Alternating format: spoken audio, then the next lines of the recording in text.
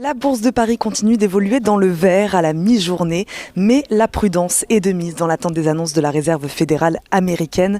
Si les marchés n'attendent aucun changement de politique, ils seront toutefois attentifs à toute indication concernant le niveau élevé de l'inflation, la croissance de l'économie et les achats de titres sur les marchés.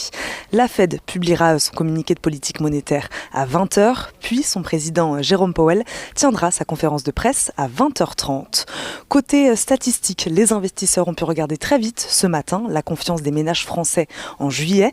Selon l'INSEE, elle atteint les 101 points, légèrement en dessous du mois de juin. Conquérant à l'entame de l'été, le moral des consommateurs allemands devrait lui stagner en août.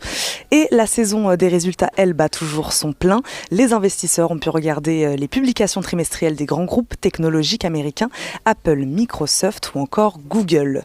Retour en France, avalanche de résultats également, et donc du côté des valeurs, on suit aujourd'hui Capgemini d'abord, qui a relevé ce mercredi ses objectifs financiers pour 2021, portés par un premier semestre solide et de très bonnes perspectives pour la deuxième partie de l'année.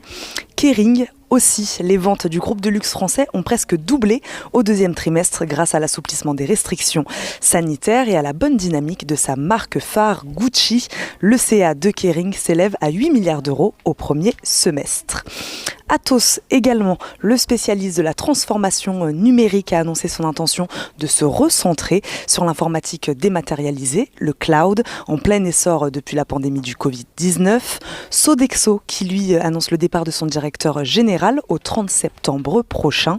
Côté média, TF1 enregistre une hausse de son chiffre d'affaires et de son résultat opérationnel courant au premier semestre. TF1 a annoncé par la suite viser un taux de marge opérationnelle courante, je cite, à 2 chiffres pour 2021.